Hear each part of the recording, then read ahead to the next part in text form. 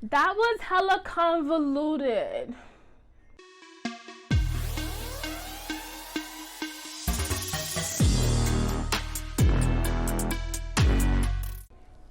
Hello, good people. This is Athena coming at you with another episode of What You're Reading from my small New York City apartment that I got the nerve to put 4 people in. Yep, did that. I just finished Clap. Oh, it's backwards. Clap When You Land by Acevedo. Just finished this book. I would say maybe yesterday.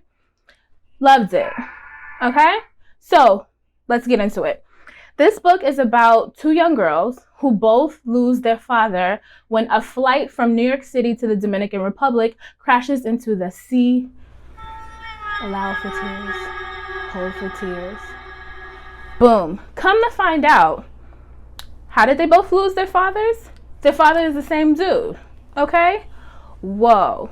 Not spoiling anything for you guys. That's literally revealed in the first 2 pages. So, their daddy was a Rolling Stone.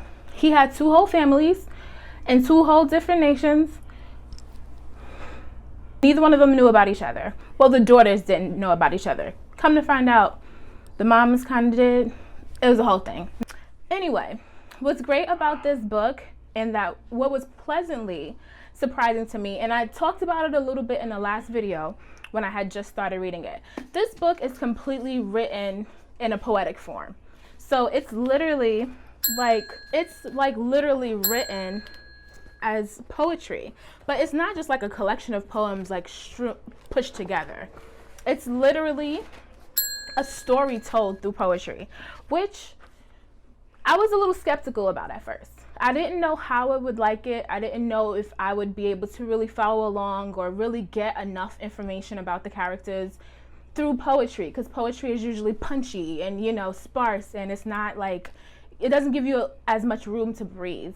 But Elizabeth Acevedo did a fantastic job of somehow weaving this really intricate, beautiful, complicated story through poetry and giving you enough that you were pulled in, but not giving you so much that it didn't feel like it was poetic anymore. She nailed it. I have nothing else for you. She really, really nailed it, and I really enjoyed reading this story and seeing these characters brought to life throughout the story. And then to top it off, so sis gave us a whole story in poetry, okay? And then she told it from 2 points of view. And they have different voices. I don't think y'all understand how difficult that is.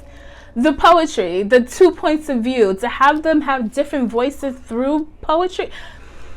This is my first time reading any of her work. Now I'm going to go back and read the Poet X and everything like that, because she honestly has a new fan in me. Because I didn't think it could be done. I did not think you could do a literal child. This book is about 400 pages. I didn't think you could do 400 pages in poetry and have it come out beautifully and just have it be as moving. And the book also touches on some familial things mommy and daddy is a little messy. Mommy and daddy don't quite know what they're doing. No, mommy and daddy have no goddamn idea what they're doing. Mommy and daddy are just people who are literally trying. At most, hopefully. We hope this daddy just left them with a whole bunch of stuff that these 2, I believe that's 16. These 2 16 and 17-year-old girls have to figure out on their own. And they have to figure it out while there's an entire ocean between them. So she does a really good job of not making any region the villain. Through the 2 daughters, one is Yahaira, who's here in New York City, and then we have one who's Camino, who's in the Dominican Republic.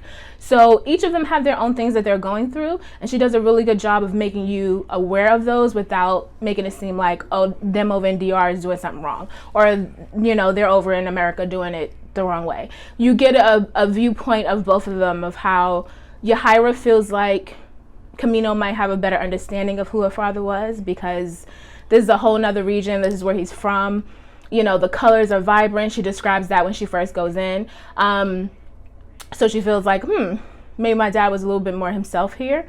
Whereas Camino is just he's this completely different person, a person who's owning a business over there and doing all these different things while in America. So they're both kind of like, these are good things and bad things that I'm seeing about my father and about myself and about their culture through their father's death, pretty much. So that was hella convoluted. I hope I explained it okay, but if I didn't, you'll forgive me, right? If you haven't read it, pick it up. I don't think you will be dissatisfied with it. I think you'll love it, and hopefully, you know, like me, you'll be a new fan of Elizabeth Acevedo's work. So go Elizabeth. Can I call you Liz? I think I know you. Go Liz. Yes. Applause for clap when you land. Hey.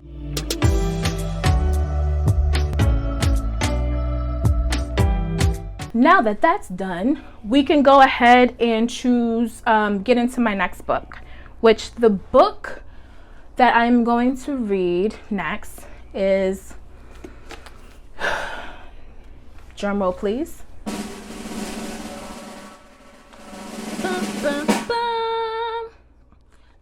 The Death of Vivek Oji, I hope I'm saying that right, by Acevedo. Now, I have read their books before. The last book I read by Acevedo was Pet. I read the book Pet that they wrote, and it was phenomenal. It was really, is it a fantasy novel? I guess it might fall into fantasy. I have to take a look at that. But that book was amazing. So as soon as I heard that this one was coming out, I was like, oh yeah, we're getting back into it with the Acevedo. We definitely are. So I picked this up and I'm really excited to read about it. Here's a little bit of the synopsis. One afternoon in a town in southeastern Nigeria, a mother opens her front door to discover her son's body wrapped in colorful fabric at her feet. What follows is the tumultuous, heart-wrenching story of one family's struggle to understand a child whose spirit is both gentle and mysterious. We're starting with all the feels. We're starting with death. We're starting with, you know, parents and child and everything going on here. So I'm expecting it to be really amazing. The book has gotten amazing reviews already. So I'm really excited to kind of jump into it and see what they have to offer us this go around. So this is my next book. As usual, if you have read this book, drop a comment below. Let me know what you thought about it. If you want to read it along with me so that when we come back together, we can chat about it, please do that. I love the DMs that I get from folks saying, hey, I read this, or I'm reading it with you. Tell me what you thought. That's what this whole thing is for. So feel free to jump in with me. The Death of Vivek Oji by Acevedo is what I'm going to be reading next. And thank you again, guys. And I will see you in 2 weeks or less or more if I can't get through this book. Goodbye.